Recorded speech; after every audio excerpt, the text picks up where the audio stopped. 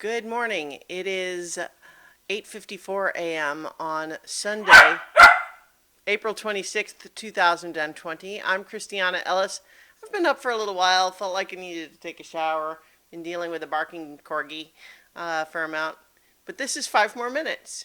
It's Sunday, so that means we're continuing our rewatch of The Legend of Korra with Season 1, Episode 4, The Voice in the Night. So, we've had in these series of episodes pretty, shouldn't say standard table setting, like that almost diminishes it, but let's say classic table setting. So, obviously, in the first episode, we met Korra, we met Tenzin, we established that she's the new avatar, her personality, her desire to go to the city, and that the city needs, has problems that need to be solved. Episode 2, we meet Mako and Bolin. We establish the whole idea of pro-bending and that sort of thing. Episode 3, we get a little bit more about what's going on with the Equalists, what's Amon's deal, and establish him as a real threat.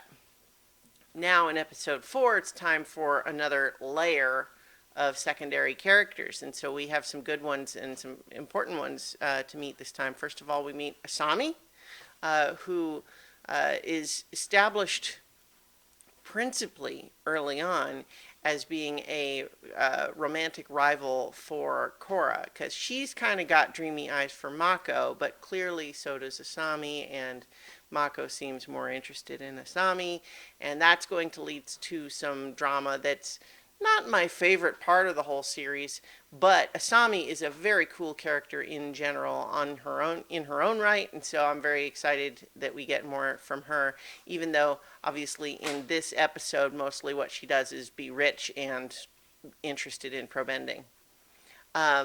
She runs over Mako with her moped, but then, in apologizing, she says, "Hey, you're pretty cute, maybe I'll take you to dinner. You don't have a suit for the fancy restaurant? Don't worry, I'll take care of it. And then, oh, by the way, you can't afford to get into the tournament? I'll have my dad sponsor you." So all of that sort of thing, But at the same time, she is very sort of bright and excited and cool. 1 second. Rocket, no. Hey, come on. No.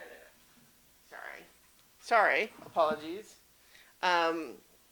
So she is enthusiastic. And I always find it more interesting in shows that are going to feature relationship drama when the competition for our lead is not like a bad, awful person, right? Like so often in lesser stories, you can't help but look at the competition and say, but that person's so awful, they're bad for them, or they're lying, or they're cheater, or something like that. And, to drive up our feeling theoretically that it's like, but you're supposed to be with blank. And so in this case, but I always find it more interesting when the romantic rival is actually pretty cool, and you sort of feel like you get why the object of affection would be interested in that person. The other example that kind of really comes to mind is when, in Buffy the Vampire Slayer, when Riley returns later and is married, and his wife is really cool. And there's actually kind of a moment in the show of sort of recognizing, yeah, I kind of like her. Okay, stop it. No. Come here. He's chewing on the bottom of it. It's the whole thing. Anyway.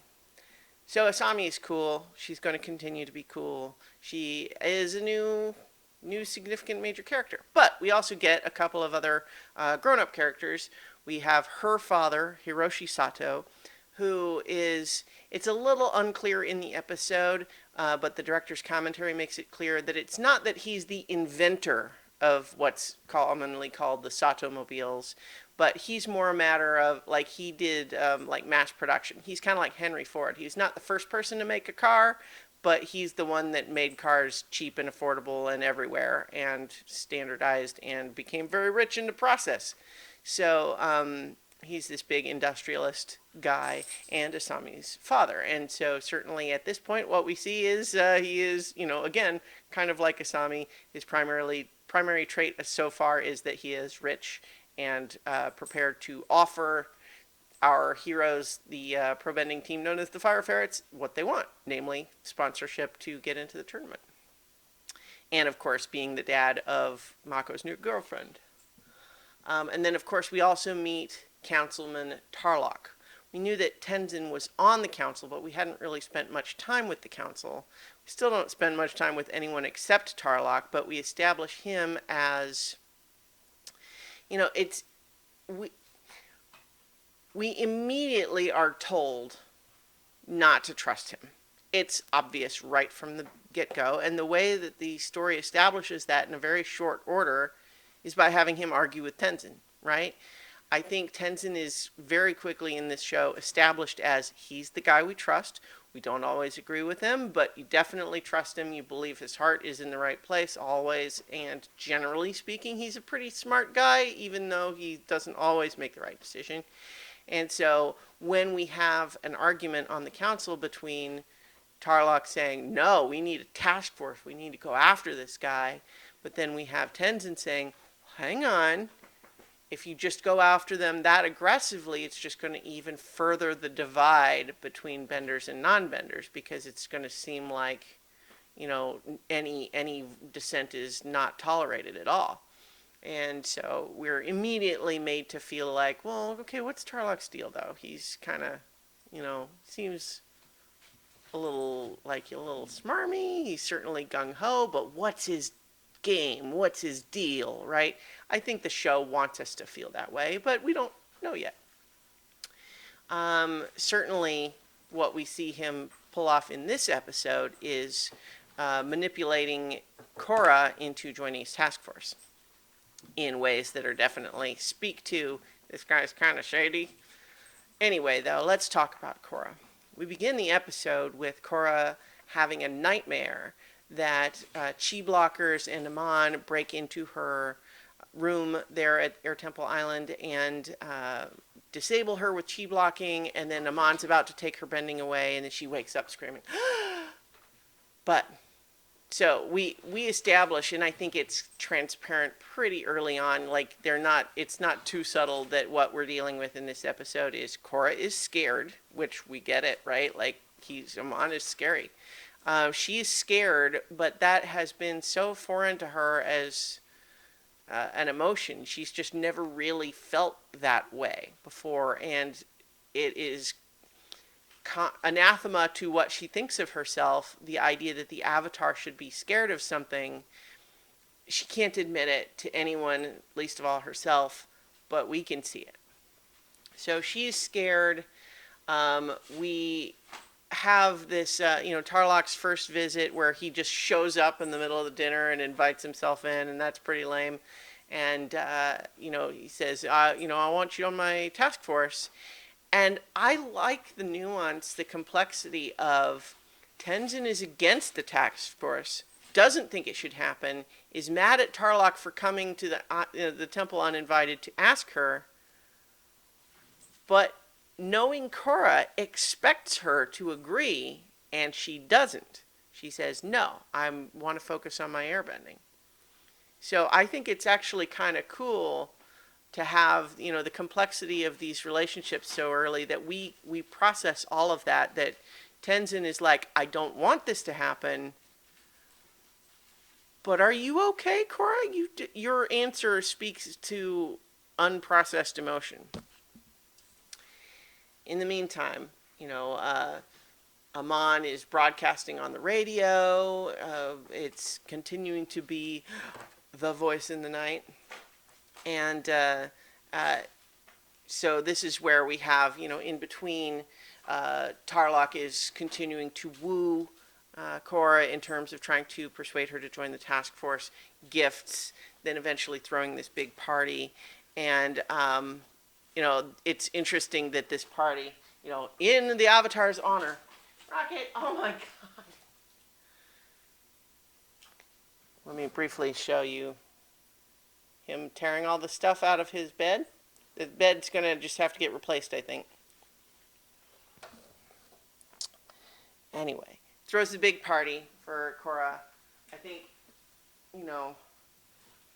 I think the politics of that are interesting because on the one hand, we can totally see how, just politically, how does she say no to going to an event like that? But on the other hand, I can't help but feel like Tenzin knows Tarlok. He should have prepared her a bit more, I think, for being ambushed. Although they established too that he's also trying to wrangle all of his kids. But again, it's like, why are his kids at this fancy party? That seems like, oh. Anyway, it's not a big deal. But certainly what Tarlok does is puts Korra on the spot by leading her to a scrum of reporters who are all asking questions like, are you not committed to helping protect the city from from Amon? Are you, scared? And essentially putting her on the spot and forcing her to agree to join the task force, which she does. And we see them go on a raid of a chi blocking training facility. And it's interesting because that raid, especially early on here, we see it as, they're not all in their fancy, scary armor. We see these people, they're wearing masks. They do have a great big poster of Amon. So, but they come in and take care of it pretty brutally. And then we see there's an actual chi blocker inside. They've got secret tunnels. And so it feels like, yeah, okay, there's definitely a connection there. They're not just, going after randos. Must have been good intel there. But we establish as sort of a little side plot that Korra's involvement in this task force is taking time away from her practices with the fire ferrets. But then, as this task force is continuing, Korra, continuing to have to sort of puff up her bravado, despite feeling scared, challenges Amon to a one-on-one duel. And there is one spot where I sort of feel like both Tarlok and Tenzin try to talk her out of it. But I sort of feel like they could have done more. I don't know. At a certain point, maybe there's an intimidation factor even from Tenzin. That's like, this is the Avatar. Can you really just, what are you going to try to do? Put her in handcuffs? But I'm thinking what you could do is go ahead and follow her to the island regardless of what she says, right? You don't actually have to let her just go off by herself. I don't know, but who knows? She could have maybe stopped them from doing that. It's maybe at a certain point they sort of feel like, there's only so much they can do. But at the same time, given what happens, you sort of feel like it would have been good if they were there, right? And I love actually the waiting. She waits for a long time to the point where she lets her guard down. She's pretty sure he's not showing. And I like, because he's a smart bad guy, that of course he doesn't take her bait for a one-on-one duel. That's not what he's about. That's not his thing. I guess it is in the sense that like he did it at the rally, but he's not dumb. And so I think the way he shows up, tricking her into the dark with a whole bunch of chi blockers, immediately subduing her and basically reenacting her nightmare from the beginning, which is very cool. Just having all of the imagery of that be so similar to her nightmare makes that whole scene really scary, especially when it gets to the point where she realizes he could have done it. He could have used his taking bending move on her. And we don't exactly know what would happen if he uses that on the Avatar, but you're right, but he could have done it. And she knows that, and she knows, like, she screwed up big time. She got herself into this position and could have lost everything. And he says that right now, if I were to kill or just disable the Avatar, that would make all the benders rally to your cause right away. So I'm not ready for that to happen. So I'm basically just going to let you know that I could have, because I'm not afraid of you, and you are the one that should be afraid of me, and then leaves. Knocks her unconscious and then leaves. And I like that, it's very early here, so it's only just flashes, but we get a couple of quick flashes of adult versions of Sokka Toph and Aang.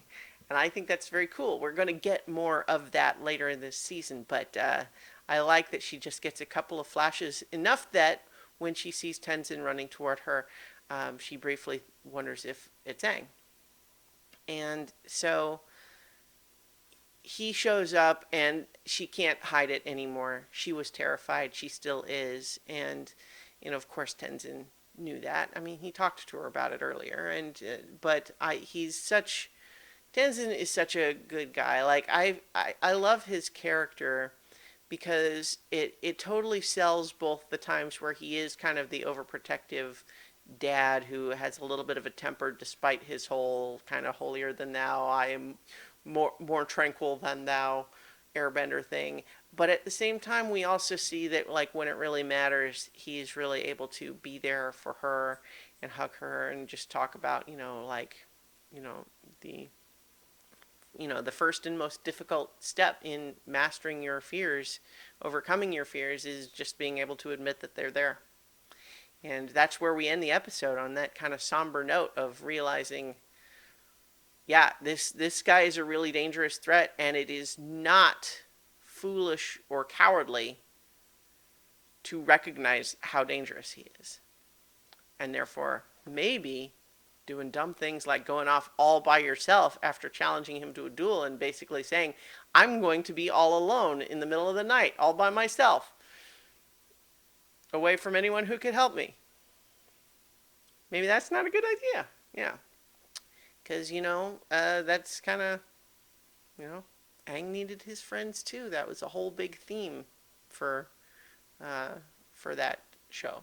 Anyway, we'll go ahead and leave it there. We'll talk next week about episode 5, The Spirit of Competition. And in the meantime, I'll talk to you all tomorrow for 5 more minutes.